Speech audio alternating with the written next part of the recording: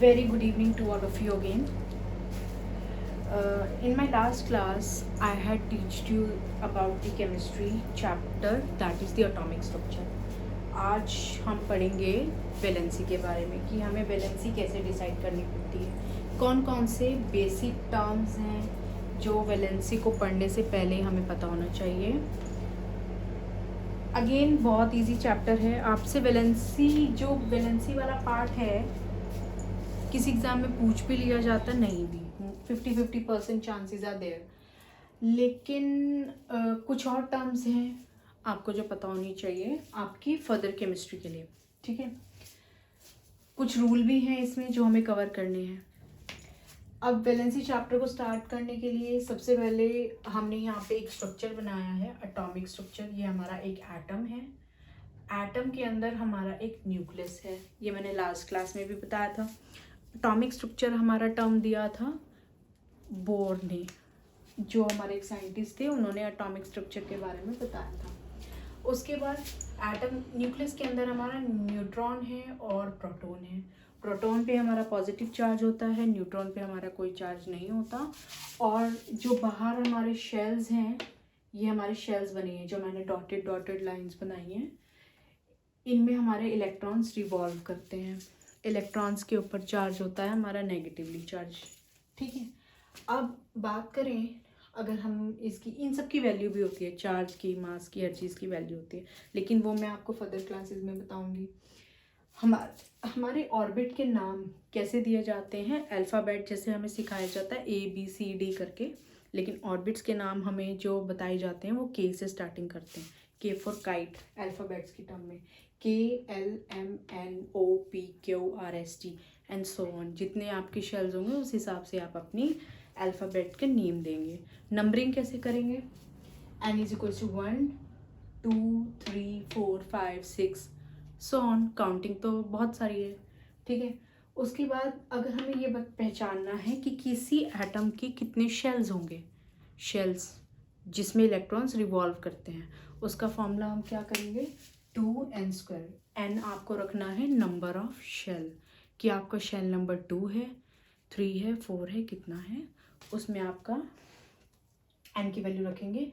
और n की value रखने के बाद हमारा क्या होगा, नंबर ऑफ शेल्स आ जाएंगे. ठीक है, उसके बाद duplet rule, octet rule. Duplet rule का मतलब क्या होता है, मीन्स 2. इसका मतलब ये है कि किसी भी एटम के पहले शेल में 2 ही इलेक्ट्रॉन स्टेबल माने जाते हैं. 2 होगा तो स्टेबल है, 2 से ज़्यादा रखने ही नहीं है. एक हो सकता है, हाइड्रोजन के गैस में एक ही होगा, लेकिन वो स्टेबल कंसिडर नहीं किया जाएगा. ठीक है, लेकिन मिनिमम और जितने भी आपके एलिमेंट्स हैं सब में आपको डुप्लेट रूल के हिसाब से पहले आपके शेल में, फर्स्ट शेल में, के शेल में 2 ही एटम रखने, 2 ही आपके इलेक्ट्रॉन रखने हैं, इससे ज़्यादा नहीं रखने हैं. यही आपकी स्टेबल कंडीशन होगी. ऑक्टेट में क्या है, ऑक्टेट मतलब 8. ऑक्टा मीन्स 8, मीन्स आपका शेल, के शेल को छोड़ के आगे जितने भी शेल होंगे, अगर किसी शेल में 8 इलेक्ट्रॉन है तो वो आपका स्टेबल कंसिडर्ड किया जाएगा. नहीं है, ज़्यादा है, कम है, तो वो स्टेबल कंसिडर नहीं किया जाएगा. ठीक है, क्वेश्चन ये पूछ लिया जाता है. इलेक्ट्रॉनिक कन्फिग्रेशन हम हमेशा डिसाइड करते हैं एटॉमिक नंबर के बेसिस पे. एटॉमिक नंबर लास्ट क्लास में मैंने आपको बताया था, number of proton, number of electron equal होते हैं. और एटॉमिक नंबर हमारा नीचे लिखा जाता है, जेड से हम डिनोट करते हैं. अगर हम एग्जांपल लें कैल्शियम का दोबारा से, तो आपका 40 नहीं 20, आपका जो एटॉमिक नंबर होगा वो 20 होगा. इसकी इलेक्ट्रॉनिक कन्फिग्रेशन क्या लिखेंगे, सबसे पहला रूल तो ये था कि पहले शेल में तो सिर्फ हमें 2 ही लिखना है, 2 से ज़्यादा लिख ही नहीं सकते. अब 2 तो आएगा ही आएगा. चलो 20 में से 2 माइनस हुए तो कितना बचा, 18. नेक्स्ट में हमारा रूल ये था ऑक्टेट के हिसाब से कि हमें 8 ही रखना है. हमने रख लिया 8, हो गया. कितने हो गए, 10. अब 10 और बच रहे हैं. अब 2 तो नहीं रखेंगे, कितना रखेंगे, 8 ही रखेंगे, स्टेबल बनाना है. ठीक है, 2 8 8 कितना हो गया हमारा, 18. 2 बच गए तो हमने यहाँ पे रख दिया, हो गया हमारा 20. ये आप ये मत सोचिएगा ये जो मैंने 2 लिखा है ये डुप्लेट रूल के अकॉर्डिंग लिखा है, नहीं.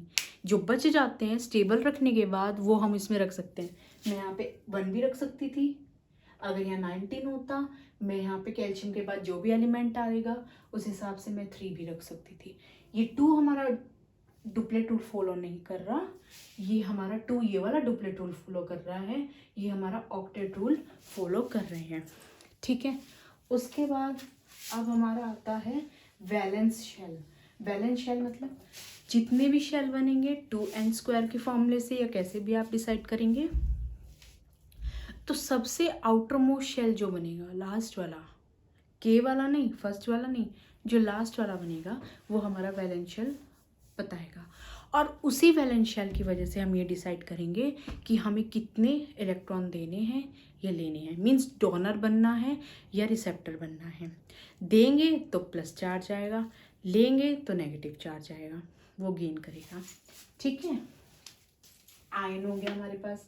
आयन में हमारे 2 टाइप होंगे, एक कैटायन एक एनायन।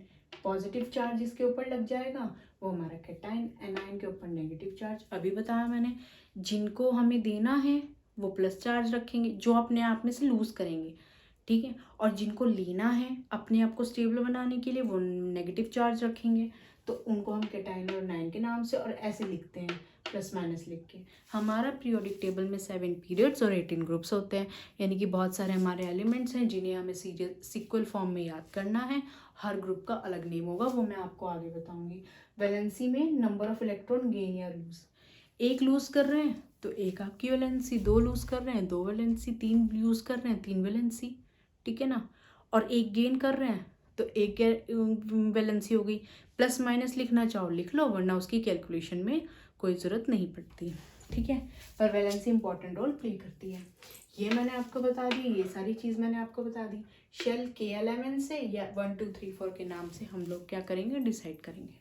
अब शेल के ही हमारे क्या होते हैं, सब शेल होते हैं। अब जब क्लास 11th का कुछ पार्ट है जिसमें हम सब शेल के बारे में पढ़ते हैं, S P D और F के हिसाब से, अगर उससे हम अपनी इलेक्ट्रॉनिक कॉन्फ़िगरेशन निकालें तो बहुत एक्यूरेट होगी। खाली हम अगर अपना शेल के हिसाब से और अपने इस फॉर्मूले के हिसाब से अगर हम इलेक्ट्रॉनिक कॉन्फ़िगरेशन को अगर हम करते हैं तो वो क्या होगी, हमारी 20 तक ही एप्लीकेबल होगी। 20 एटॉमिक नंबर हमारा लास्ट में कैल्शियम का होगा, तो वो सिर्फ 20 तक एप्लीकेबल होगी। लेकिन अगर उसके बाद हमें अपनी इलेक्ट्रॉनिक कॉन्फ़िगरेशन बहुत राइटली बिल्कुल सही निकालनी है, तो उसके लिए हम अपना सब शेल अगर फॉर्मूला फॉलो करेंगे तो बहुत बिल्कुल एक्यूरेट निकलेगी। और उसमें अगर हम बाद में इलेक्ट्रॉनिक कॉन्फ़िगरेशन सिंपल वाली लगा के देंगे तो हमें बिल्कुल ही कंफर्म होगा कि जो हम कर रहे हैं वो सही कर रहे हैं। अब देखिए वो कैसे करना है, एक एग्जांपल दे रही हूँ और एक पहले सब शेल का रूल बता रही हूँ। ठीक है, पहले क्या लिखेंगे हम यहाँ पे 1s, ठीक है, फिर 2s 2p, 3s 3p 3d। देखो एक में 1, फिर 2, फिर 3, फिर 4, ऐसे याद करना है। और s p t f 4 element याद करने हैं। 1s 2s 2p 3s 3p 3d, 4s 4p 4d 4f। ऐसे आप कितना ही चला लो, 5s 6s कितना ही चला लो, लेकिन इतना जाने की ज़रूरत नहीं है। 4s तक कर लो बस आप, ठीक है, आप बस 4s तक कर लो, इतना करने की ज़रूरत नहीं, क्योंकि इतने में कन्फ्यूजन क्रिएट हो जाएगा और कुछ नहीं बन पाता है। अब कैसे चलेंगे, 1s के बाद हमेशा हम 2s की तरफ जाएंगे। मैंने ये एरोज बनाए हैं, 1s से 2s पे जाएंगे, फिर 2p पे जाएंगे, फिर 3s पे जाएंगे, फिर 3p पे जाएंगे, 3p के बाद 3d पे नहीं जाकर 4s पे जाएंगे, फिर 4s से 3d पे जाएंगे। ये आपको ऐसे सीक्वेंस याद करना है। अगर आपने याद कर लिया आपके सब शेल याद हो जाएंगे और इलेक्ट्रॉनिक कन्फिग्रेशन बहुत एक्यूरेट है। ये थोड़ा क्रैमिंग का पार्ट है जो आपको करना पड़ेगा। 1s वाले में मैक्सिमम इलेक्ट्रॉन 2 रहेंगे, उसके बाद आपके 2 वाली सीरीज में आपके इलेक्ट्रॉनिक मैक्सिमम इलेक्ट्रॉन 6 रहेंगे, सॉरी p वाली में, और आपके d वाली में मैक्सिमम इलेक्ट्रॉन आपके s वाली में 2, p वाली में 6, d वाली में 10, और अगर आप f लेते हैं तो 14। ये आपके मैक्सिमम इलेक्ट्रॉन्स रहेंगे। ठीक है, एक लास्ट एग्जांपल जो है कैल्शियम लिया, कैल्शियम का एटॉमिक नंबर, क्योंकि हम इलेक्ट्रॉनिक कॉन्फ़िगरेशन एटॉमिक नंबर से निकालते हैं, तो हमारा कैल्शियम का एटॉमिक नंबर कितना हुआ, 20 हुआ।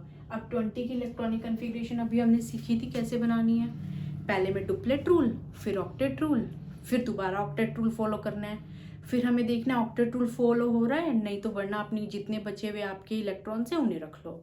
ठीक है, तो हमारा 2882 रह गया। अब हम सब शेल्स के हिसाब से हम लोग क्या करेंगे, ये देखेंगे सब शेल के हिसाब से कि हमारा इलेक्ट्रॉनिक कन्फिग्रेशन कैसे डिसाइड होगा। हमने यहाँ से क्या लिया, 1s लिया, 1s, और मैक्सिमम इलेक्ट्रॉन कितने थे, 2, तो हम लिखेंगे 1s2। उसके बाद 2s2, क्योंकि s पे तो 2 रहेंगे ना, उसके बाद 2p6, क्योंकि p वाले में हमारा क्या रहेगा, 6 रहेगा। उसके बाद हमने क्या लिया, 2p के बाद 3s आ गया, 3s और s में कितने रहेंगे, 2 रहेंगे, 3p, दोबारा 3p आ गया, p में कितने रहेंगे, 6 रहेंगे। ठीक है, और 4s, ऐसे आप चलाते जाओ। अब कैसे करना है, 2 हो गए, पावर में 2 हो गया, s 2 वाली सीरीज का देखो, 2 वाली सीरीज का इकट्ठा करके देखो तो कितना बनेगा, 2 और 6 8। अब 3 वाली सीरीज का इकट्ठा करके देखो, 2 और 6 8, कितना हो गया, 2 8 8, बचा कितना, 2, तो ये रहा 2, हो गया 2882। तो इसको मेन पार्ट क्या है, आपको ये चीज़ याद करनी है, ये चीज़ याद हो गई, आप ये अपने आप से बना लोगे। इसके लिए प्रैक्टिस चाहिए। ठीक है, तो ये आप प्रैक्टिस करना, जो डाउट होगा आप फिर बताना। और इसमें इतना ही है इस चैप्टर में, बाकी नेक्स्ट चैप्टर में हम और भी अलग चीज़ें पढ़ेंगे। Thank you.